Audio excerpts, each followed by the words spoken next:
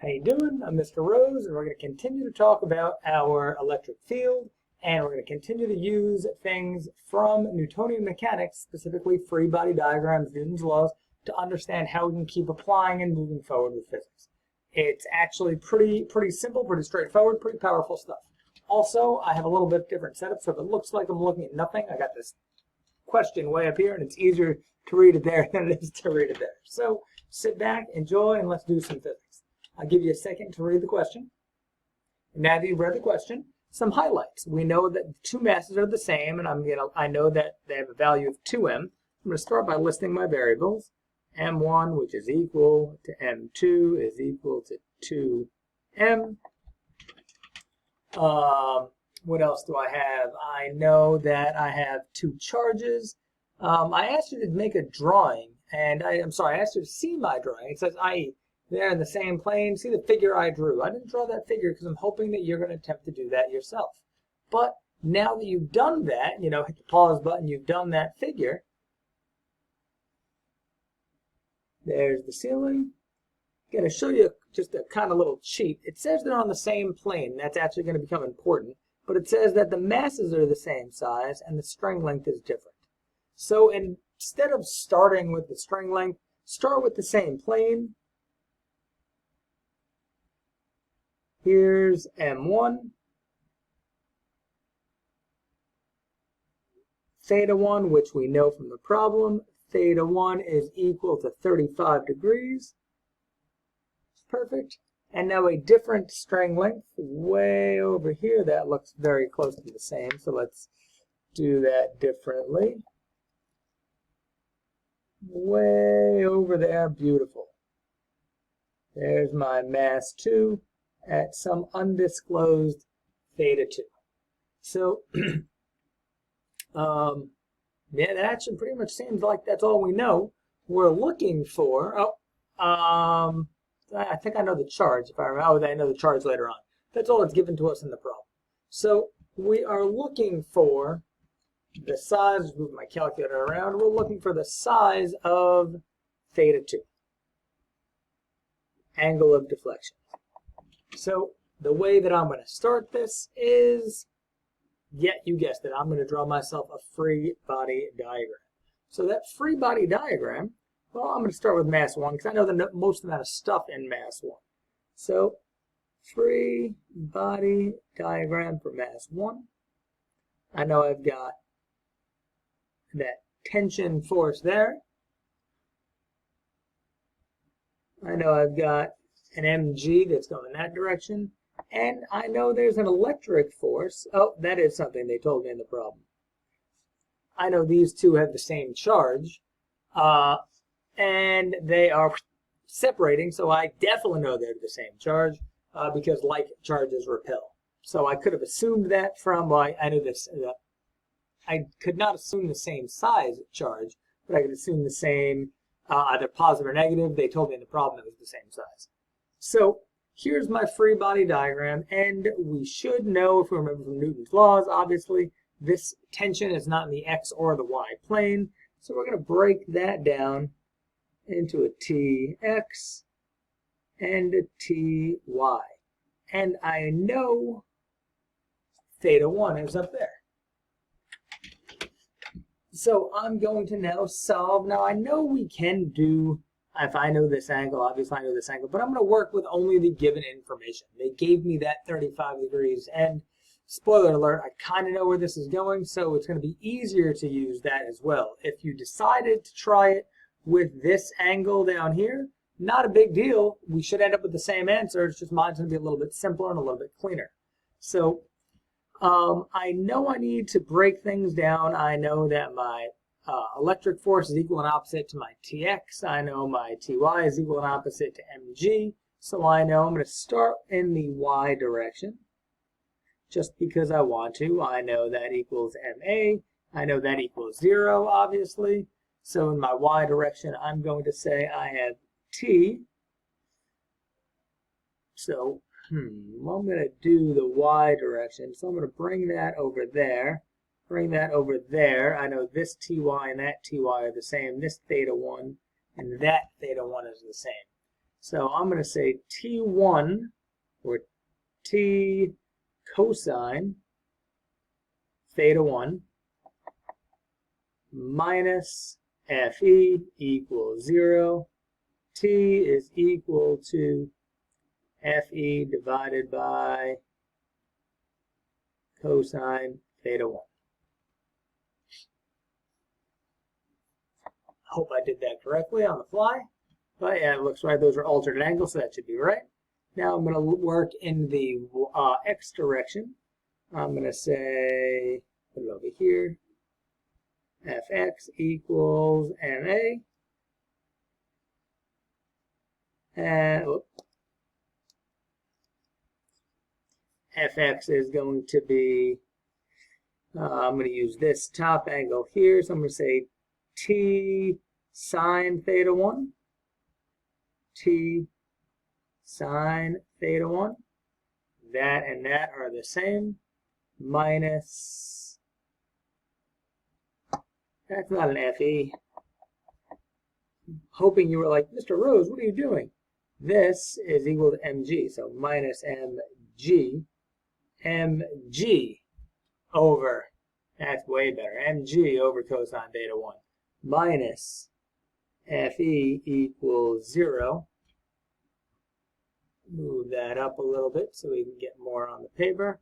So this is going to be T sine theta 1 is equal to Fe. Well, what is Fe? Fe is kqq over r squared, or 1 over 4 pi epsilon naught qq over r squared. Since the charges are the same, I'm going to say this is 1 over 4 pi epsilon 0 times q squared over r squared.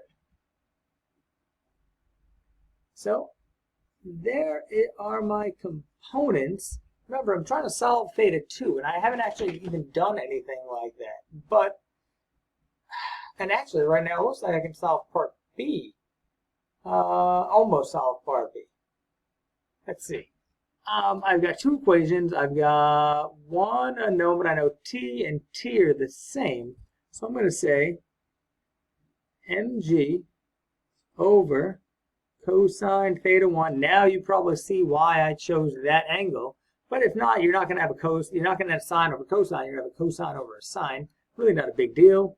Times sine theta 1 equals 1 over 4 pi epsilon 0 q squared over r squared. Yeah, I could definitely solve, assuming the mass and the charge, the distance. I could definitely solve that distance at this moment in time. Sine over cosine is tan, so I've got mg tan theta 1 equals 1 over 4 pi epsilon 0 q squared over r squared. And I know the value of theta 1 was given as 35 degrees. So we could plug some stuff right there and solve out. But that wasn't what I want to do for part A. So we can have the same exact setup for theta 2. It'll be the exact same same setup. And I actually did just realize, that was my pause there, this m1 equals m2, that was my mistake. m1 is equal to 2m, m2 is equal to m. So I'm going to go back up here, and I know these were all m1, so that's not a big deal. That's an m1. And I'm going to say m1 was equal to 2m, m2 is equal to m. This is good when I come up with problems that I mess up myself. So now that I've corrected that, we solved this whole thing in terms of m1, theta 1.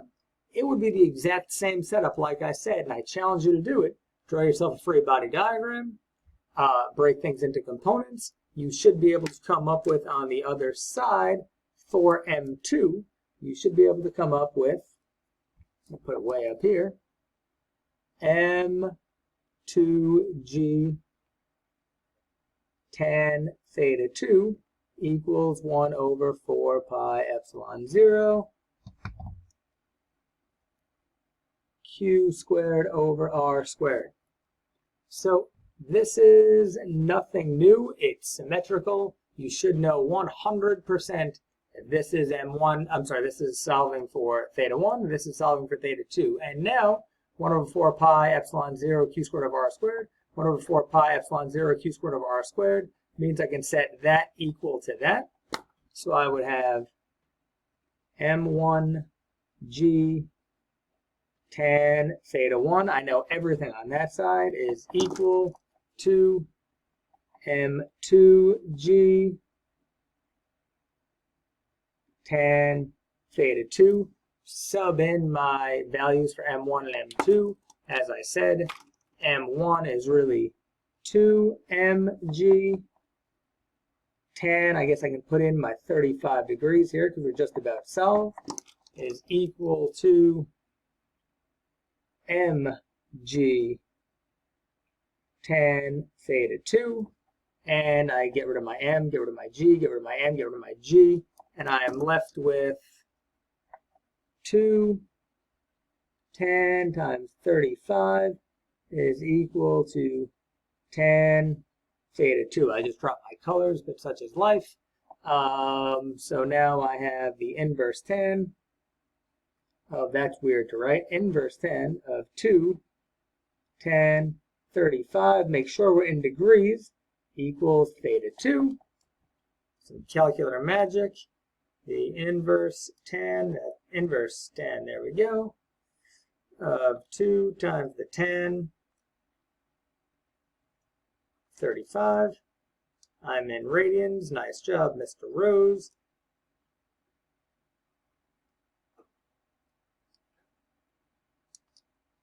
And you get theta 2 to be 54.47 degrees. So like I said, if you chose what you may have done in the beginning, if you chose to use this angle instead, that'd be fine. Instead of sine over cosine, you're going to end up with a cotangent or 1 over tan.